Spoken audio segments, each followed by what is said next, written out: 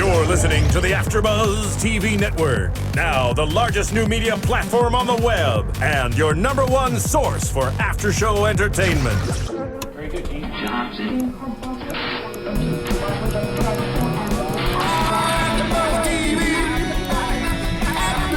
From the AFTERBUZZ Studios in Los Angeles, California, presented by Maria Menounos and streaming live thanks to Akamai Technologies. This is AFTERBUZZ TV's Bar Rescue After Show.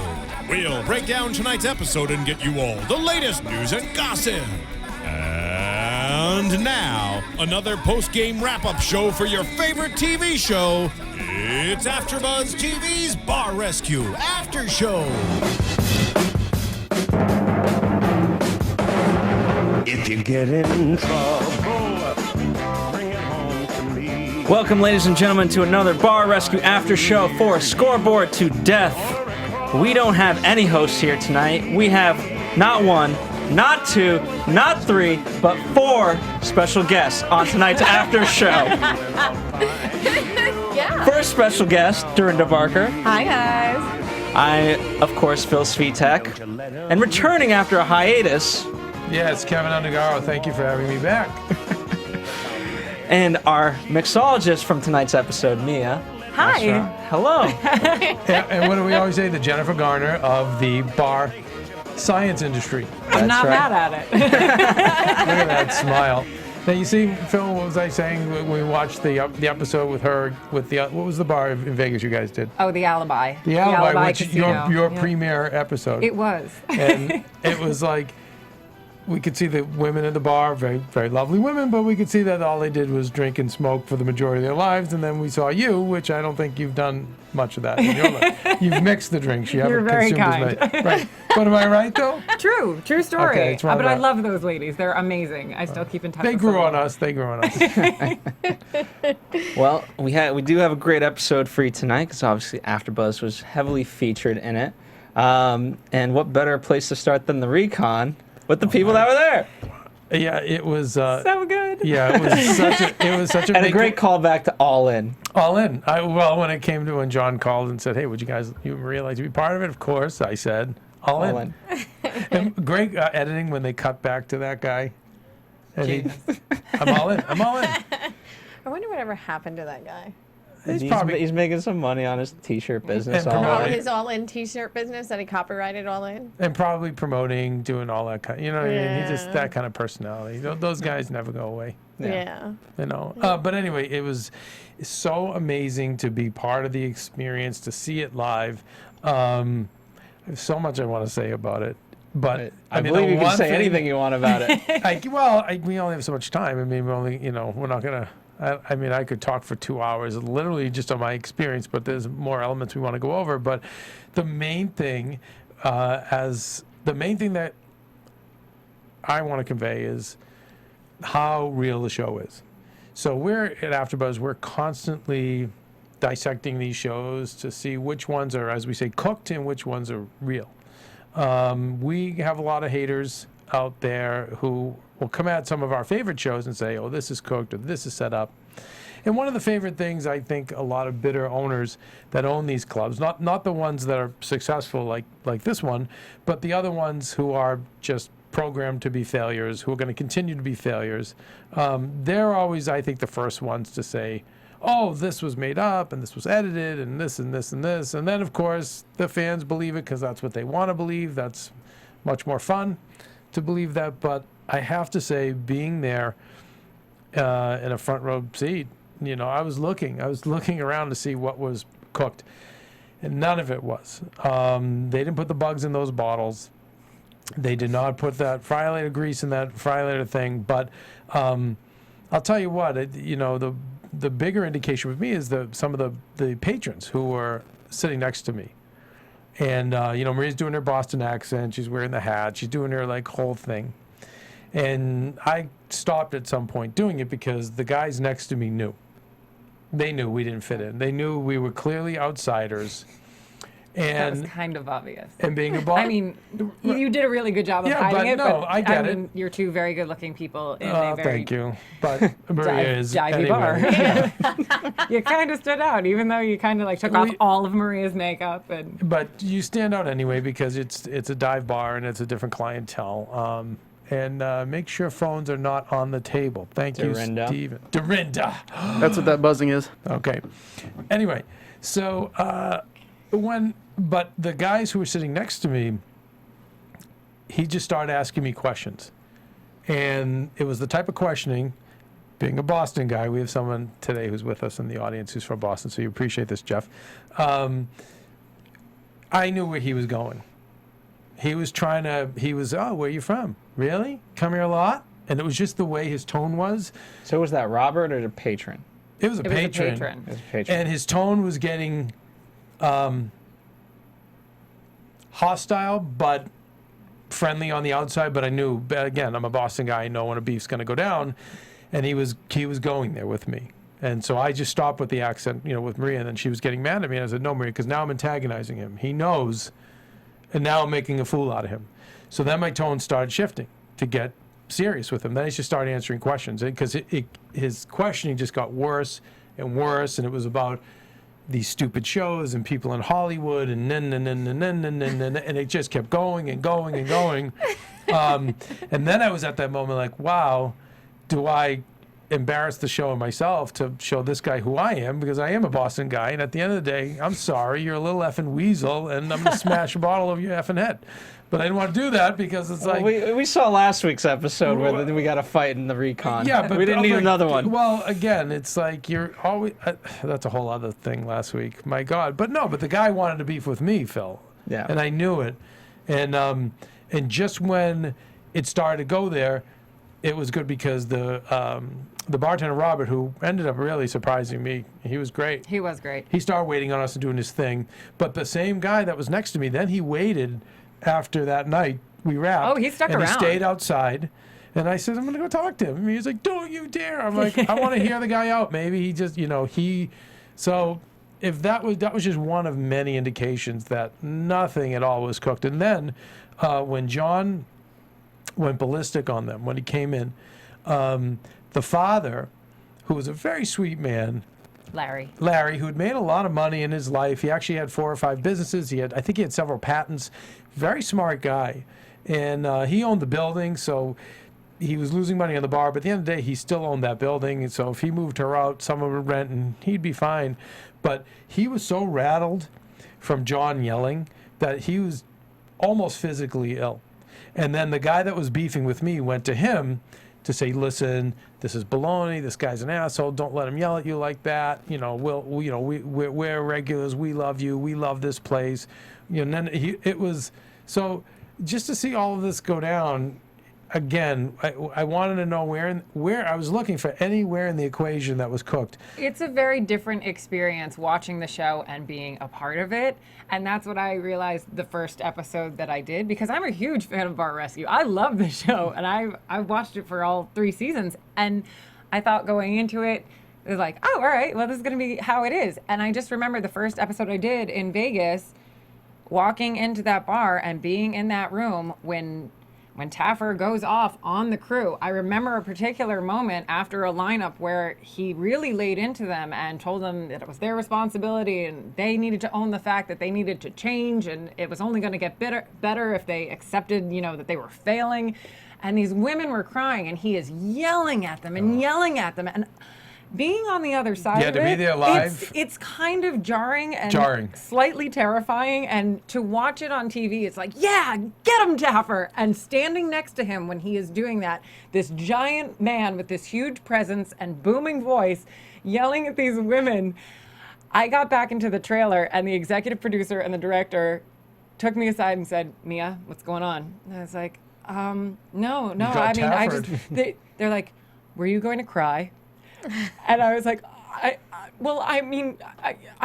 got very caught up in the emotion of watching it happen, and and how heated and feverish John gets. So and now that I know him, being there live, I'm actually worried about him. And I talked to him about it, and I talked to his wife about it because, he's a big guy. It's not 20, and I get nervous that his blood pressure, everything else. Like, I don't want something to happen, but when you're live and you see him snap, it's about it's as no loud joke. It's and very crazy authentic as you've ever seen, say, your dad be, your coach be, or anyone in your life you've ever seen just really snap. So imagine he's doing this for 2 or 3 days straight of this 4-day period, and then he's doing it at the next location, and he means it. It's like there's so much passion going through this guy's veins, and so boom, out he comes. And to see it live, and it's funny, I wasn't the one I wouldn't cheer it on when I see it on TV because I used to feel bad for the people. Yeah. But then what I learned was, wait a second, these are the same people serving bugs and drinks, and and poisoning people. So you know what? They need a little picking on. They need a little yelling at. And for what he does for them in the end, it's well deserved, and obviously it's paid off in such a great way. But to see it all live, it's like, I remember Maria having a problem with it. She was initially so frightened, and she wanted to especially Brian, the husband, she wanted to give him a hug and reassure him. But John was like, "Stop! I have a job to do. You can't do that. He needs this process." And the best teachers you learn from are the teachers that are really going to push you and show you your way. It's not going to be the ones who are going to hug you. It's not going to be the ones that coddle you because you want to know something. You're not going to get anything done. Right. And with John, and we were just talking about it before we went on air, the success rate of this show is so much higher than a lot of other shows that do this type of thing. And he does it by showing them. And when he's yelling at them, it's not because he's doing it to be mean. It's doing because he cares so much about what he does. And Absolutely. That's something that we got to see too, with all of us being there. Like, he cares so much about everything that he does. Everything goes into it, and I give props because that was the other thing people asked. Oh, is it fake? Is it this? I'm like, not at all. There's not one thing about this that was fake at all. and that's the question that everyone always asks me every time. Like, when people at work find out that I've done the show, oh, I love that show. Is it fake? Like, what? How much is that fake? Or, oh, I saw you clean out that when they did the drains in the beer cooler. That was so gross. How'd they do that? I said, how'd they do that? They didn't clean it in about a year. Yeah. Like, It's called years of just stacking beer on top of beer on top of beer on top of beer. you can't create that. That's the beauty of reality. It's like, you can't make this up. It's actually just happening. I liked, after their kind of initial talk, right? I think it's in the morning. They're talking, and okay, so Michelle, what do you do? Oh, I do all the back end work. Okay, so that's about 5 hours worth of work. When do you leave? 6 o'clock. What? When does a bar? At what bar is successful 6 p.m. and before? A breakfast bar?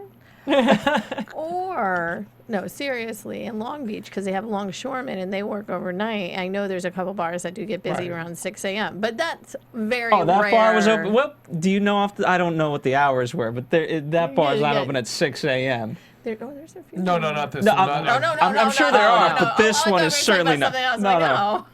No. But I'm just saying with something like that, she basically was just having fun and just wasn't caring it really about it because to her dad gave her everything. Yeah. He always gave her everything. Even when John was saying everything to her, he was still consoling her and still doing all these things. And I said, you know what? If they don't fix this problem, he's going to leave and the dad's still going to do this. And then she's still going to have that bar. She could have had it for years, even though he said months. She could have it for years because all she had to do is, I'm daddy's little girl because she's the only daughter. Yep. And it would have kept going. But she had to learn something. She wasn't learning anything by being coddled. Michelle was honestly my biggest concern going into this because you're exactly right. And it's like they showed everybody else. Corey, the door guy who was working security, he had been there for a while. Robert was the head bartender. He had been there. The other two bartenders were new hires. I don't know. 3 days in a week. Yeah. I don't know what the story was with the other people that may or may not have been there before, but they were brand new. And here is Michelle. And even after the Recon night and everything was brought out into the open, and even after stress test, her reactions were so consistent where she never got emotional. She never broke down. She was just kind of like, I guess I'm just gonna have to work a little harder. Yeah. And I was like, she's not getting it. It was lame. And all these other people were working so diligently and working so hard, trying to make a difference and trying to work hard and improve. And little Brian, I mean, working 5 different jobs to support her. And, you know, I just wanted to grab her by the shoulders and shake her and be like, this is you. You're responsible for this. But once again, she didn't bat an eye about her husband working 5 jobs. Did you not, like, when I watched it, she thought that's the way it's supposed to be. Like, that's how it's supposed to. And I was like, whoa. Oh, it just didn't care either way. Yeah. You know, she just had a big old case of the don't cares. Yeah, but where does that come from? But anyway, that's a whole nother story. I think probably I think a little bit is the father. That's a different show. No, I think a little of it's the dad, and unfortunately, guys, sometimes it's in your DNA.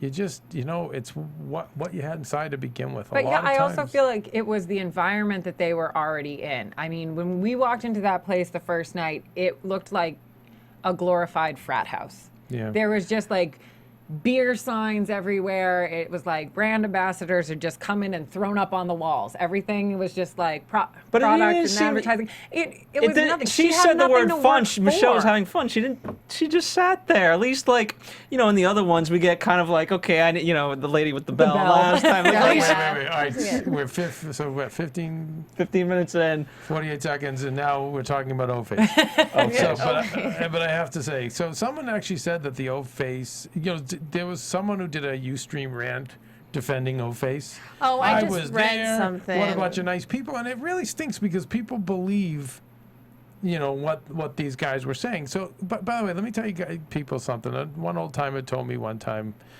I remember I worked in the carny business, and I was around a lot of criminals, and this one guy who was actually a murderer, and I remember saying, "Geez," I talked to him for like 20 minutes. He was like the nicest guy, and I'll never forget. He said, "You know what? Here's the thing, Kev.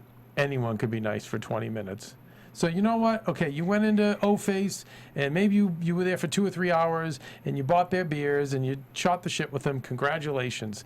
You know what? You saw the stuff that those guys... I was just horrified because working in the carny business, I knew so many guys that used to physically intimidate the help, beat them up. It was just, for me, it was so hard to watch. And what I will say, 15 minutes in now, Pirates is off the hook for me. We mentioned that last week. Really, I know, but we still have to bring it up. No, I love it. But you know what? Because they were just harmless people. I look at them now, and I'm like, these other people were ghouls. They were monsters. And and I can't... I just, for me, I like the Pirates people. I like them. Well, it's not that we didn't like them. That wasn't the point. No, I thought she was bratty. I thought she wasted John's time and money. I thought extreply bratty and but disrespectful. like the staff. But now, but now, I've seen the light. Like, no, if I see O-Face and you know something, no, I like that lady now. I'm glad you're back to Pirates. Yo ho ho, I'm all in. But O-Face, anyway, like that's the new barometer for me of like They were just awful human beings, and I'm sorry, you can't make that up. You can't make that up. No, and if people are arguing, well, that's the way they edited it. Well, it was there. You were acting this. You were doing this. This is what you did. Right. So, I mean, and them going to the office all the time, I have a feeling that they were always in that office. As I said, succubus of hate. Wasn't there a point where a customer actually went behind the bar and was making their own drinks because nobody else was there? And gave the bouncer money as she's making her own drink. I was like, I would never. No. I would just make it and just leave. And by the way, that was the best thing they did There you go. compared to what they did the whole episode. And as I was telling you off camera that John, they got to get him security. They have to. I mean, I've been watching Catch a Contractor. Adam's a boxer, and he's got his partner's an MMA fighter, and they have security on that set for like one scrawny contractor. John's in a bar. Alcohol is being served. We know what that does to people. Emotions are flying. We know John's an emotional guy. He's going to go in there and yell. Buttons are going to be pushed. At the end of the day, it's still men and alcohol, and these wench women and alcohol. Something bad's going to come out of it. So I don't know. That's I'm pushing Spike next year. Security. At least one. At least, yeah, absolutely. Well, what I like if we're going to talk about what I liked after watching last week's episode, I was like, thank God we were on this episode because I could root for these people ultimately, right? At least for Brian, at the very least. Yeah. But I didn't see the cook, not the expert, but the actual cook that's going to Corey. stay there. Well, they took the door guy and turned Yeah. him into a chef because he was before it was the bartender's job to make the drinks and then run into the kitchen and Which is make the a fact. food and then run back to the bar, and they didn't have a chef. You can't be successful that way. Especially a when But nice it was guy, it was too. Michelle's attitude. I mean, she said it. Like, oh, the food doesn't really make us money. It's just the thing. That's always going to be that is successful what she too. That said. mentality. But what I want to say, like, I didn't see him there. I didn't see his presence, but seeing him on the TV show, I was really blown away by him. Corey was remarkable. He was actually a sweetheart and so willing. He wanted to do everything for that place. He wanted to learn every position. Yeah, he sat in on my bar training with the bartenders because he's like, is it cool if I sit in the back corner? He wanted to know what was going on. He's like, if customers are here and they ask me about the drinks, I want to be able to talk about them. And I was like, can he just like come and sit at the bar? And they're like, no, we gotta have him in the shop. But I was like, fine, stay in the back of the room. I thought it was incredible. He wanted to learn how to cook, and he'd already worked the front door. He wanted to get into management. Like, that guy was great. And that's the guy you want. Yeah. That is the guy that you want. You want him working for you because he'll do anything and everything to make sure that the business goes right. As John said when I interviewed him, and I've said it like 3 times to different people who are hiring right now, if an employee tries, is honest, and cares, he's like, I'll always have their back. And like, I think of that with Corey. He tried, he was honest, and he cared. So. Let's talk about the stress test. And one thing that, for me, after I introduced a lot of new people to this show, and we'll talk about that aspect of it, but I introduced a lot of people to the show, and the thing that always, that they're always weary of, like, oh, that can't be real. Why they would never have 200 people. I'm like, it's a stress test. It's like a sports team. The whole point is to stress them out to the maximum. So yeah, that part of it may be cooked, but you know what? What do you want to train with 2 people? Yeah, you got to reveal their weaknesses. Yeah. So that's what really bothers me about incoming fans of the show. But luckily, I'm able to convert them pretty easily. But yes, let's talk about. Go ahead, stress test. That's where you come in. It was something else, because to be part of that whole thing and to really be part of it was quite exciting. But also, you do get angry at these people. I was truly angry. And the potato skins, you could have killed somebody with them. Honestly, I could have threw and gave someone a concussion. You couldn't eat them.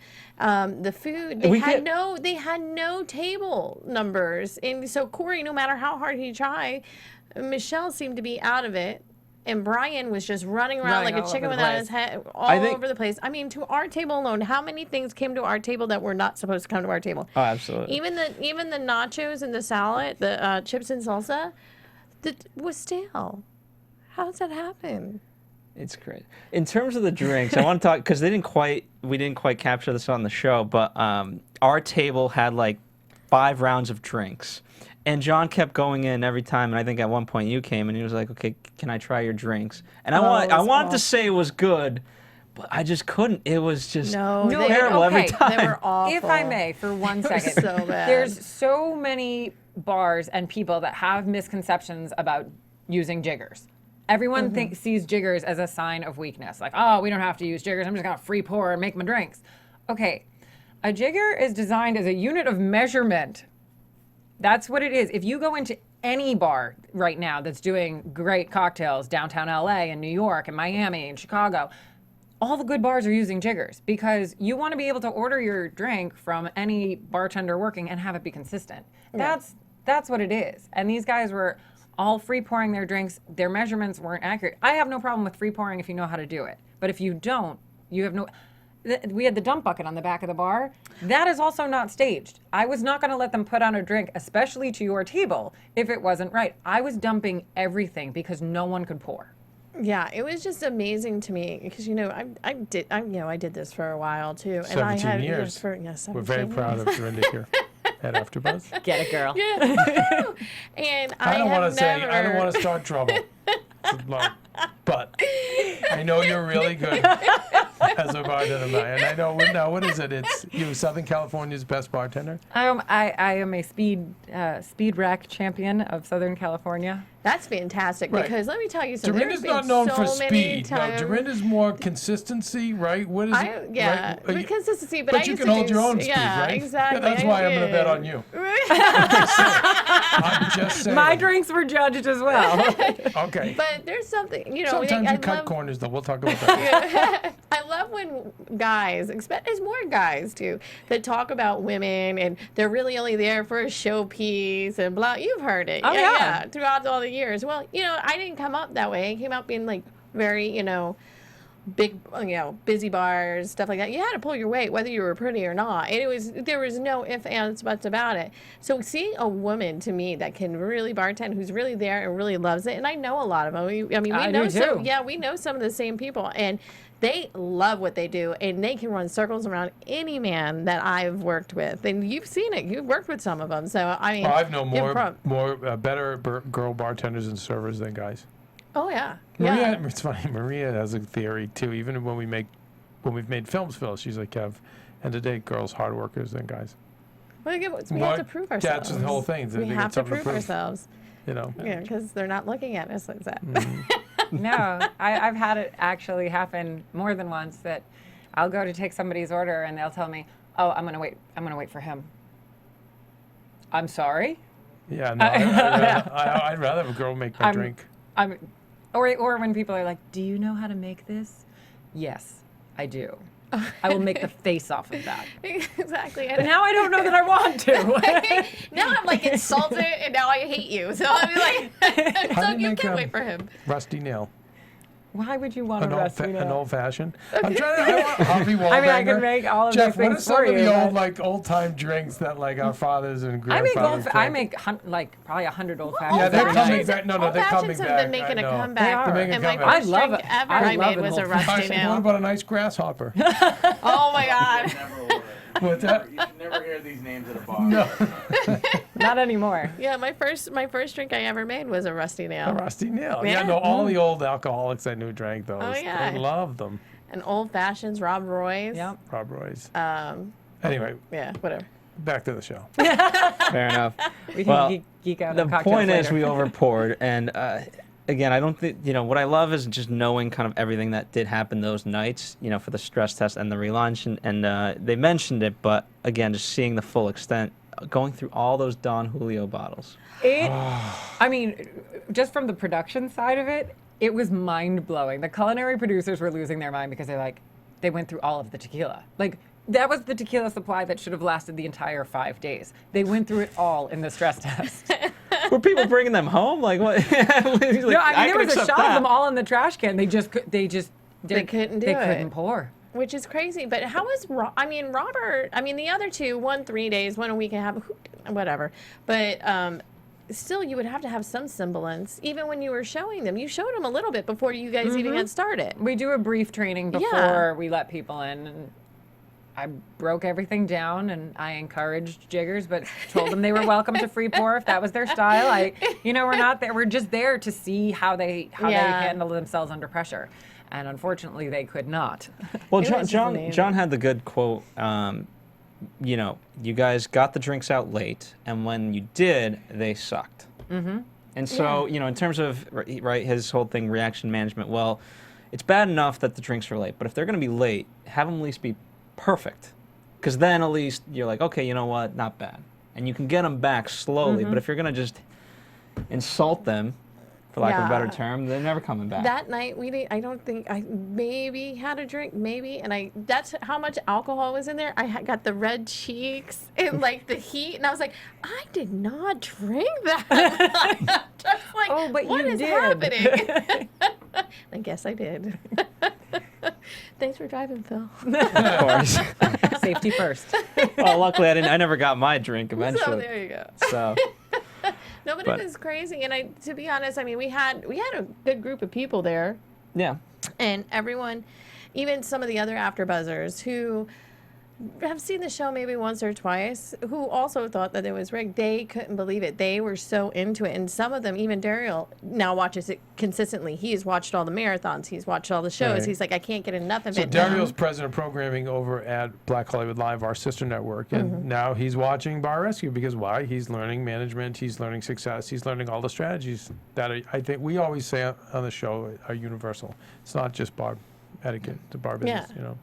And that's the other thing. And I mean, a lot of people didn't see when we were off camera and John just sitting there talking to us and giving us lessons. It has to be, you're spending 5 days with him and I'm sure you're learning from him and it has to be something. It is, I mean, it's experience that I can't even like convey clearly. I'm speechless. Like I get on set and I know that I'll have 5 days and within those 5 days, it's just like total immersion. And to watch him work, he is a consummate professional who is 100% in the experience. And it's not just about, oh, where am I this week? He gets involved with these people's lives. And the thing that I love is the term that he's coined, bar science. He has broken down every facet of this industry. Crazy. I love what he does, where he's done the research on the demographic, the area, That's what's going to nuts. work, what's not going to work, building a new concept. He is involved in every single step along the way, redesigning the menus, approving all the cocktails, approving all of the food. He's got a hand in every aspect, I saw it. redesigning like the Right. concept of the structure and how they're going to redesign the bar. The man covers all areas And quickly. in 5 days. Right. Which is crazy. And whenever you see the blueprints come out, that is like one of my we favorite always love moments. it. I'm like, Yeah.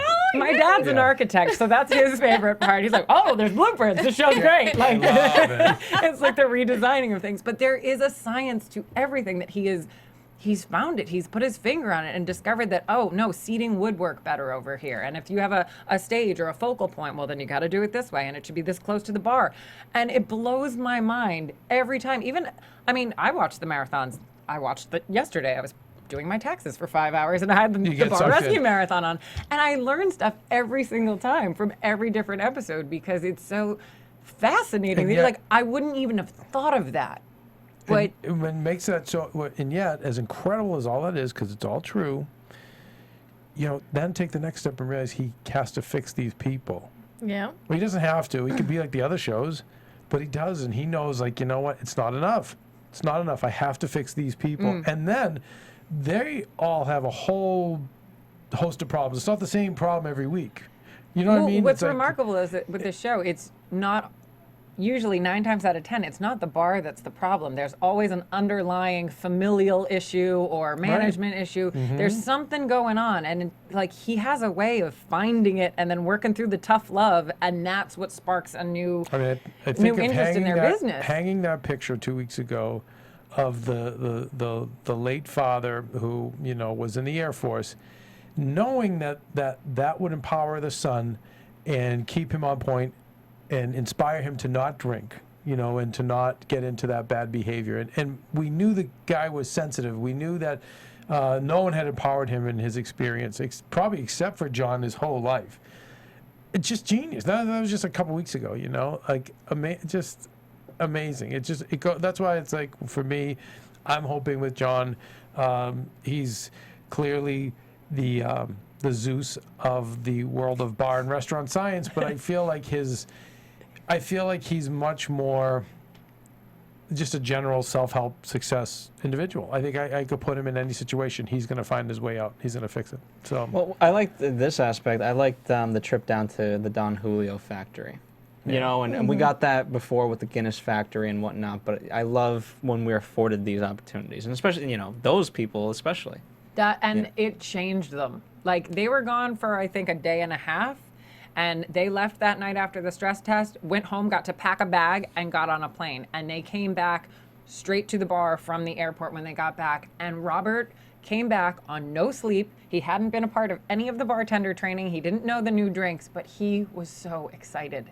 He was exhausted, and he was like, "Let's do this. I got to tell you. I mean, we were in the agave fields. I saw how they made it. Do you know that they wash the bottles with tequila? They don't use water. They wash them with tequila."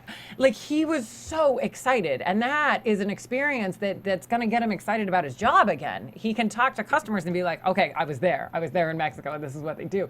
And he was telling the other bartenders, but it was like, Brian was just so thrilled that he had had that experience and that opportunity. It was such a tremendous life experience for both of them. And he deserved it. He deserved to get away for a moment and just get to enjoy and be rewarded for everything that he's done. And I think that helped a lot. Because even from the recon to the reveal, because we were there for both days, it was quite a different person. Quite a day. He wasn't so stressed. Was Michelle ever bitter about that?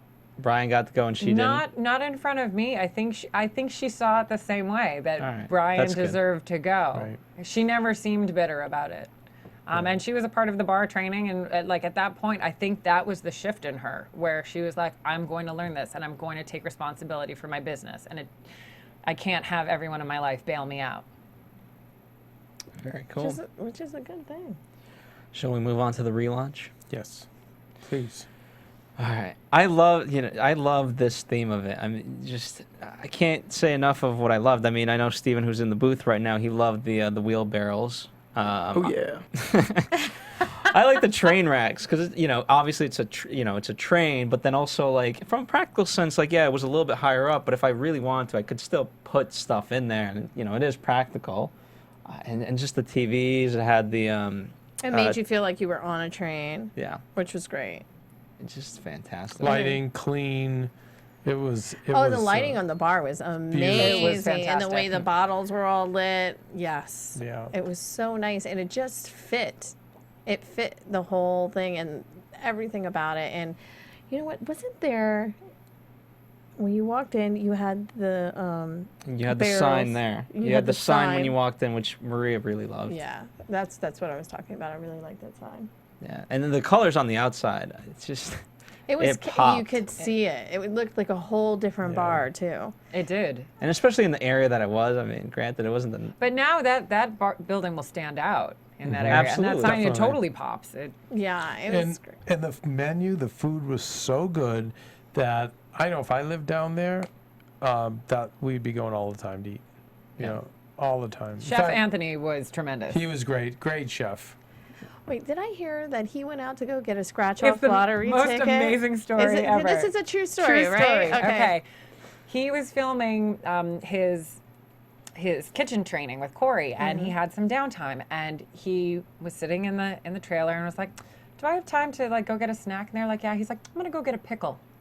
He went for a walk to go get a pickle at a 7-Eleven down the street and decides, he grew up in California and was like, "I'm here, I'll get a scratch ticket." The guy never gets scratch tickets. He won big. I forget what it was, but I think it was like 25 grand or something like that. It was like 25,000 $25,000. Yeah. Nice. And he came back, and it was like this whole moment of everyone was just like, "Oh my god!" Because you never really hear about He went to go get a pickle. Maybe I'll do that the next time I go get a pickle. Just get a scratch ticket. I don't know. But that's awesome. It was the sweetest story.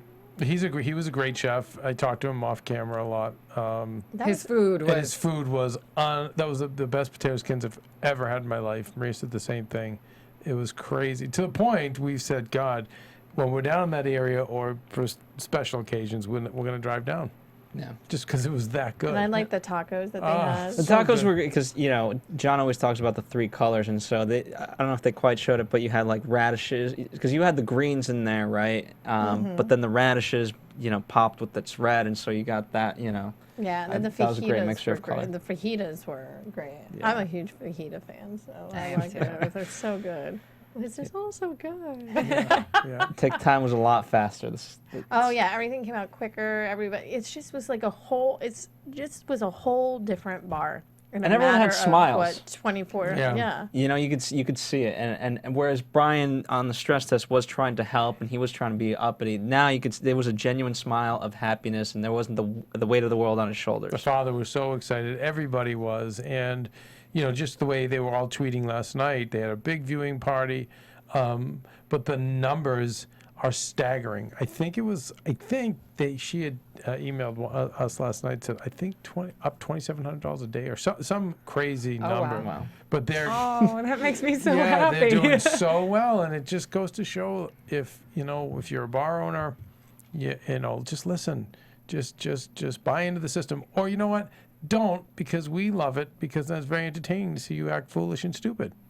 That's fun too, right? I just don't want to see John get hit. I know that, you know. One thing we didn't talk about, we had one of our close friends, Adam Corolla, on the episode as well. And I saved that was so because we will have a demonstration of the Mangria sunrise. Oh, would in you a like me moment. to do that? Okay. In a moment. And the competition between, never mind, Dorinda, no. But the reason it's funny. I am not prepared for this. You're going to be fine, kid. You still got it. But you with Adam, you know, we're friends with Adam, and we're friends with his network. And, you know, most of us in new media owe it to Adam, and more people probably should admit that, but we're of course, not afraid to. He's a god in this end of the business and just in the business in general. And Matt D'Andrea, who co-hosts CarCast with Adam, is also a great friend of ours in the network. And I forget how it went down. I think I reached out to Matt and said, Matt hey, co-owns Mangria. Right. So I said, I didn't know that. Oh, good for him. I don't know what the exact percentage is, but I said, hey, let's, and I told, you know, John, I'm like, listen, Adam is a great guy to know. He's got this Mangria product. I know you're going to be able to help this product. I think you guys are both like-minded, the way you guys think. I think it's going to be a match made in heaven. It'll be a great place for you to promote on Adam's show for your future projects. But Adam's fan base is so incredibly loyal that why not get more eyes and ears on Bar Rescue? And I turned it over to Matt, and they got along famously. And Adam, I know Adam's like so busy because he tapes the podcast. He's got his weekend stand-up routine schedule, and then he's got to catch a contractor, and then always has 3 or 4 other things going along. Which is a nice tie-in now, because you know Great it's tie-in. Bar Rescue, No, it's catch perfect. a contractor right after. It It's couldn't be more perfect. But he was While you're enjoying your Mangria. but I know a lot of people tweeted, why not more Adam? It's because he's so busy. Like, we were lucky, you know, we got him for that small window that we did. But since then, I know he went to Vegas to cut ribbon on, was it one of John's big events? I think it was last week or the week before. The nightclub bars. So it's great. It turned out to be a real, again, I can't think of 2 more like-minded guys getting together. Tell me about because Matt D'Andrea, Oh my he gosh. loves joking about Adam's 12-minute rant on muddling, and It then John was- being fascinated by this. It was hysterical. The 2 of them played off of each other it just went on. It just went on and on and on. He started this whole bit with, you know, I was going to be making the cocktail, and he was going to be telling me, you know, the origin of of Mangria and how he came up with this cocktail. And I start muddling all the grapes and the fresh orange, and he starts going off on this tangent of muddling, which, I mean, was only cut into the episode for like a hot 2 seconds or something, but literally that went on for about 15 minutes. It evolved into the history of muddling, how his grandfather was a champion muddler, how there was a difference between the Italians and the Polish and the Irish and all of the different genres of muddling, the styles of muddling. And then John piped in and was like, isn't there a muddling museum? Yes, there is, a muddling museum. And like, it went on and on. I was cry laughing, like at the end of the bar. I'm not even in the shot, and it's a good thing because I was just like bent over and watching the 2 of them go back and forth and back That's and what forth. people John's very funny. He has an amazing sense of really- humor. One of People my don't favorite know things that. about John Taffer is when you're sitting in the SUV waiting to watch the podcast, when you're just kind of sitting there like, all right, well, we're going to do this. He tells jokes. Yeah. He's a very funny man with If you an hear him on excellent Adam sense of humor. Carolla's show, if you listen to the Adam Carolla podcast where he's on, I was stunned at how he was going toe-to-toe with Allison, Brian, and Adam on the show as far as riffing back and forth with It's them. awesome. Like, Word of advice, download it soon because there's like a 30-day window of when it's available. what? Adam only puts up like the most recent episodes, yeah. So you better download it now. Good to know. We Just- wait a second now. That's just all- saying. We always follow his lead. So should we be doing that here, Phil? No, we live in perpetuity. His is a daily podcast. I mean, you know, if you're a fan of Bar Rescue and you're like, because she went back and watched some of our old episodes. Imagine if she couldn't. Yeah, that's true. No, it's when people and when other countries get the DVDs or get the series. We're different. That's where we differ a little bit. Okay. You know. Fair enough. So. All right, should we do the demonstration now? Yes, let's. If you want to, please. Let's do it. I want to see. I want to see you in action. It's what again, Adam kid. would want. All right, so we've set up a nice little table over do there. What Adam would want. Yeah, it's what Adam would want. So she's gonna grab a headset and kind of. And for you, and for fans of iTunes and say fans of Bar Rescue, Maya is 5'11", in case she looks shorter on TV. True story, 5'11", Okay. prone to wearing heels. Here, flip it. I get There a you lot go. of Twitter people asking me my help her. height. Yeah. Yeah, I need a. You gonna help her, Phil? You want to help her? I'll help her. All right, Come Kevin's on. gonna help her. I feel like I'm like piloting an We airplane got three over here. people. We got three guys helping me. Just let me make the cocktail. I think just flip the headphones. Oh, all right. I promise audio listeners it will get more interesting in a minute. No, it's never more interesting than it is right now. There we go. There it is. Yeah, much Oh better. my gosh, I could fly a plane and make a drink. All right, so we've got the Mangria ready. We've got Don Julio. Or I could work at the Gap. Would you like khakis in a size 4? I've got those in the back room. No, you know what? You look like one of the telemarketing girls that that they put up on an ad and they suck you into calling up for something when you're really talking to some sow from the Midwest. Oh. I'm not talking to that. Or there's that. So okay, wait, our ice is a little melted, but I can make this work. So we're gonna do our Mangria sunrise. It was the highlight of last night's episode. Just in honor of Adam, we're gonna muddle some grapes. Who am I making this for? Everybody. I love it. And you're muddling in the Polish style. Yeah, I'm muddling in the 3/4 Irish, 1/4 Italian style. That's a good one. That's a great style. Now some fresh orange. Yeah, really get that going. We can hear those sounds of the muddling. Yeah. We have 1/2 ounce of agave nectar. And we are using jiggers and shakers over here. Absolutely, Yes. I wouldn't have it any other way.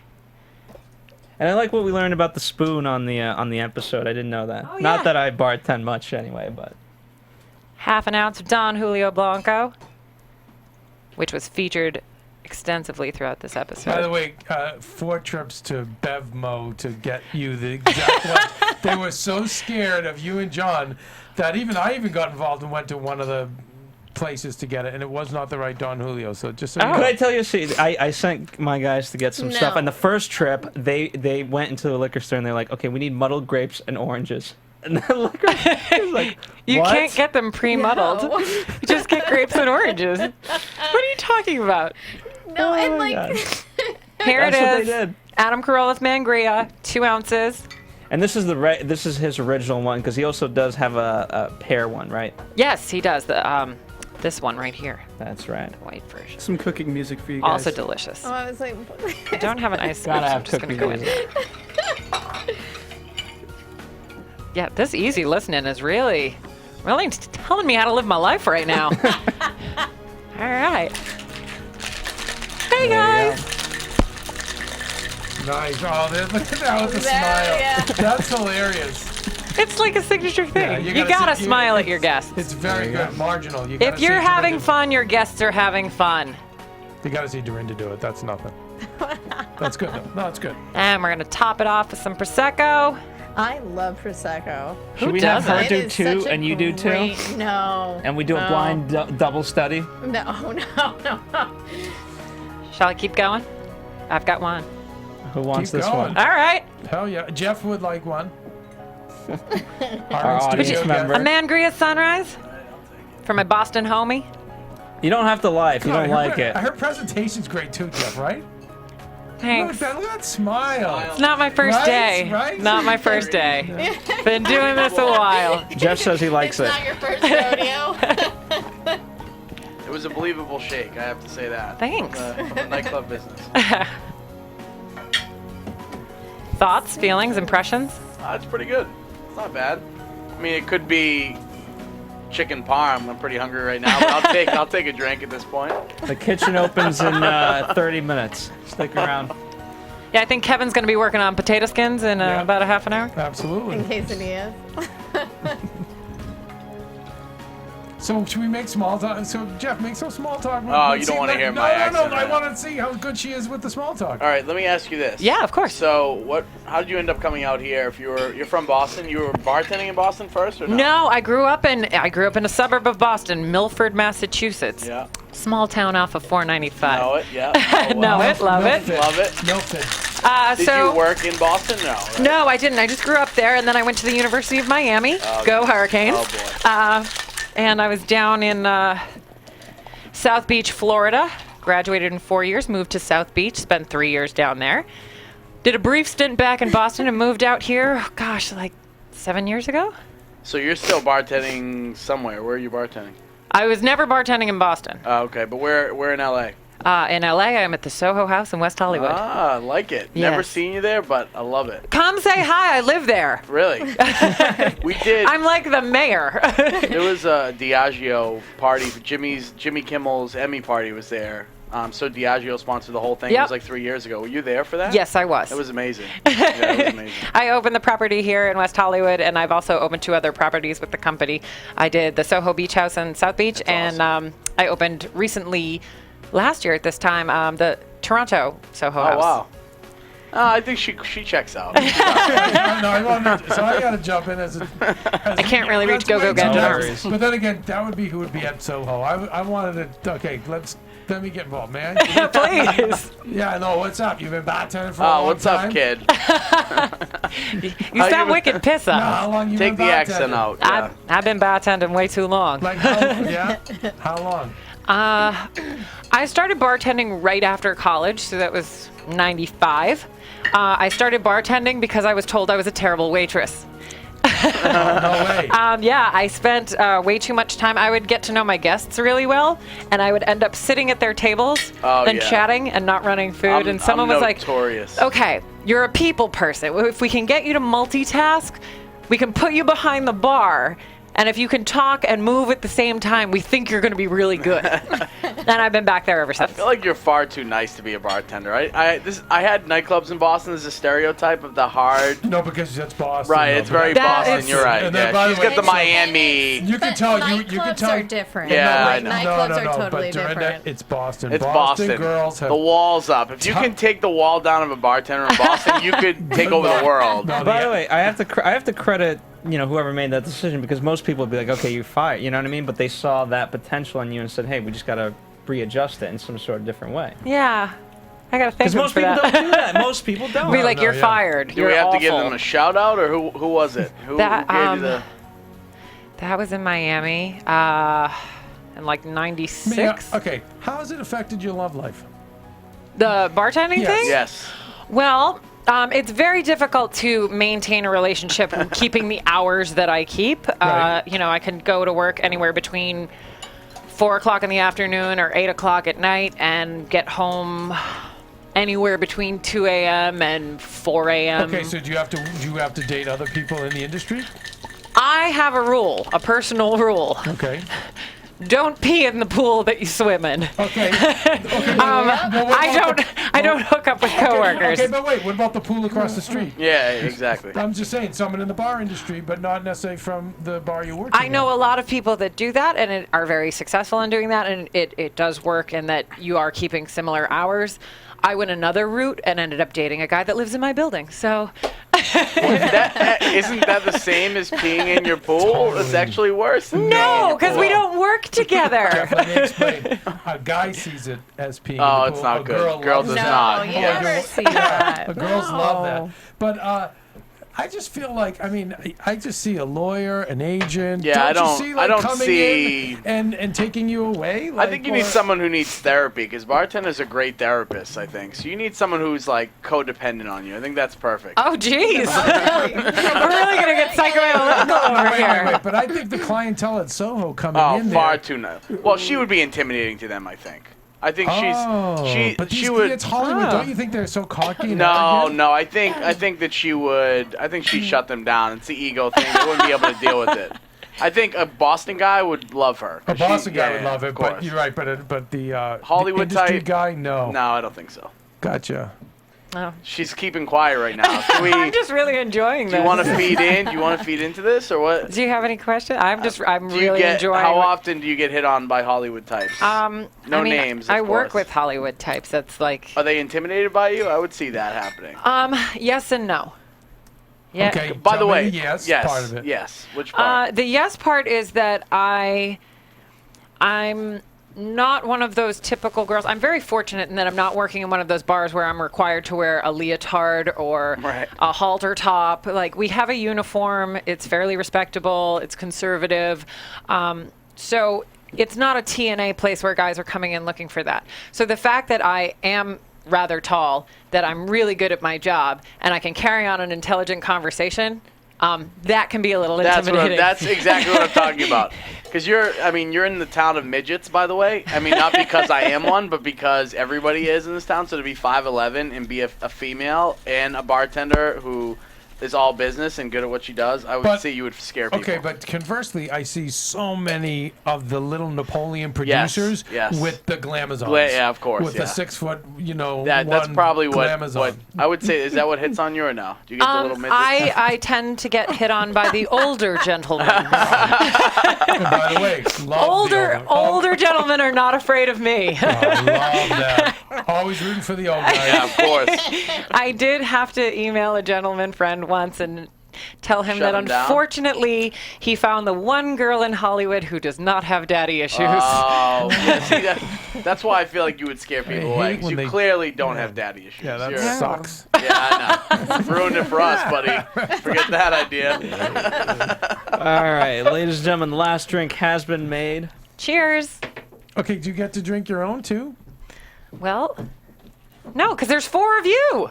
We weren't expecting Jeff. I'm sorry. Come on, I you can split apologize. mine with me. Oh wait, here comes Steven to the rescue. What is Gotta Steven doing? What drink is he I've never drinking? seen- by the Steven, way- get back in the booth. Never seen Steven hustle like this.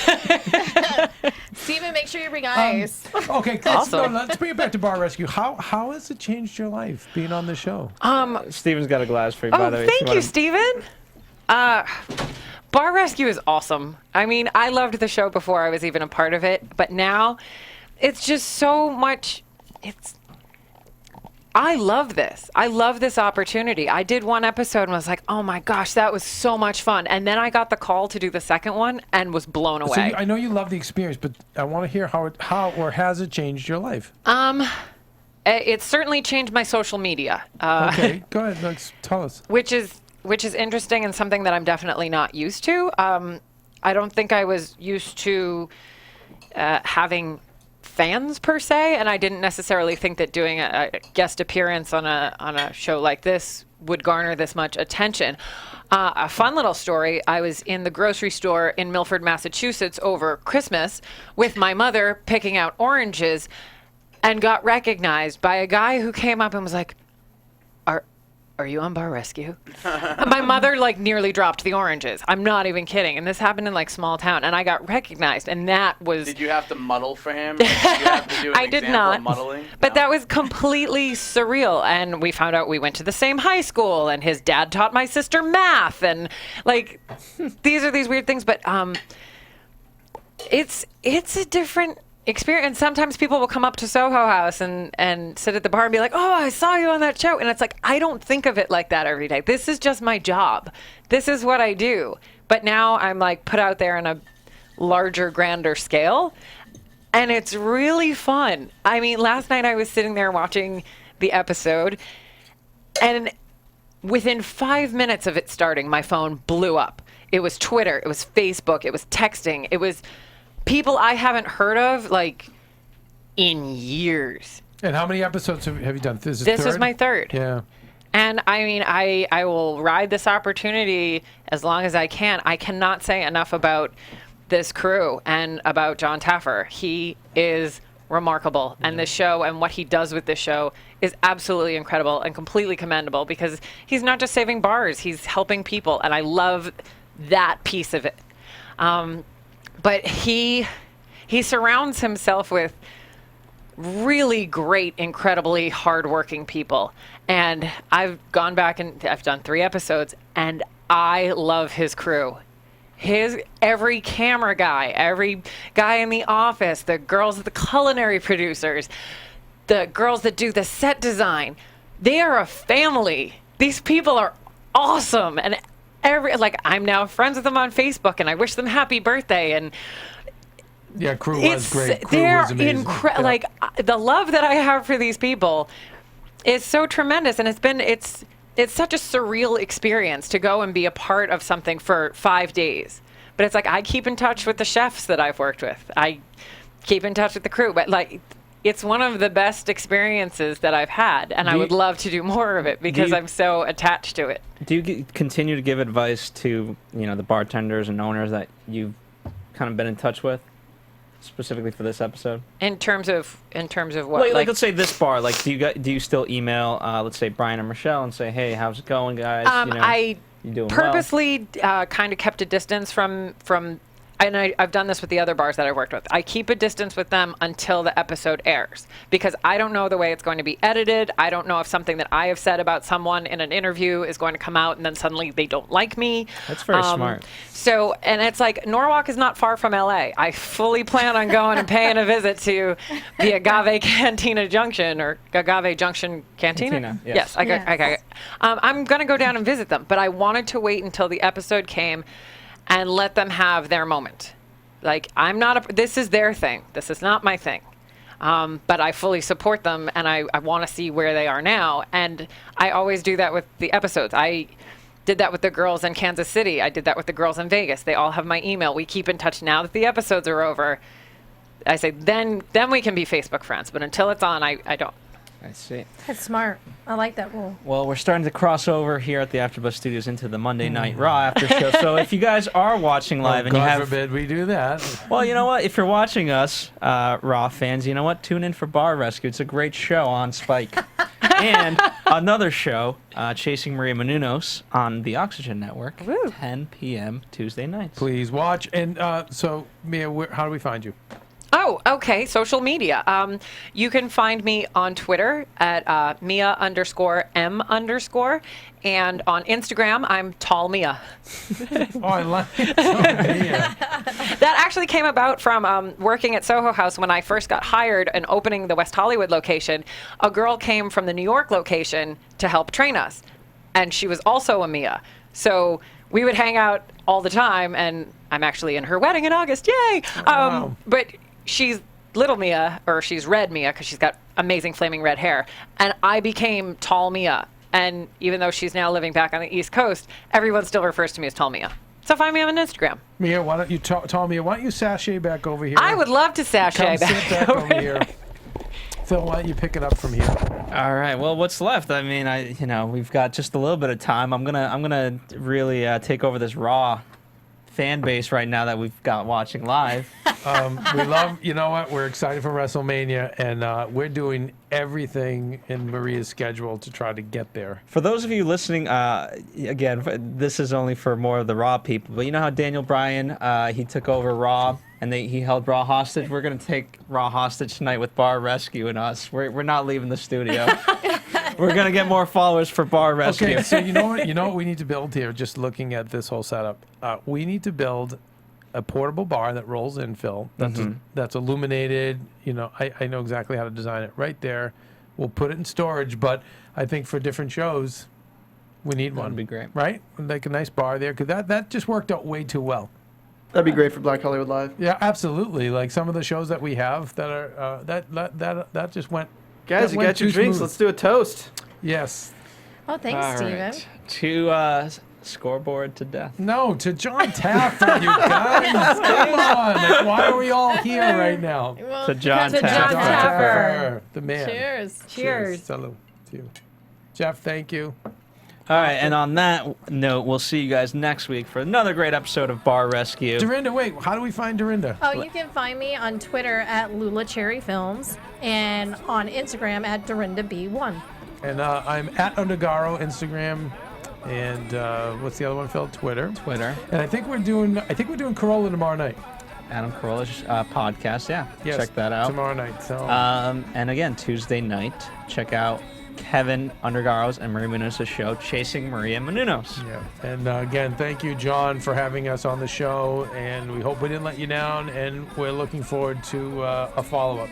We're hoping. From executive producers Maria Menounos, Keven Undergaro, Phil Svitek, and the entire AfterBuzz TV staff, we would like to thank you for listening to the AfterBuzz TV network. To watch or listen to other after shows and post comments or questions, be sure to visit AfterBuzzTV.com. I'm Sir Richard Wentworth, and this has been a presentation of AfterBuzz TV. Buzz you later. The views expressed herein are those of the hosts only and do not necessarily reflect the views of AfterBuzz TV or its owners or principals. Thank you for watching AfterBuzz TV on YouTube. For more of your favorite after shows and interviews, subscribe to our channel here, and be sure to share your opinion on the episode in the comment section below here. We'd love to see what you guys are buzzing about. Thanks again. Buzz you later.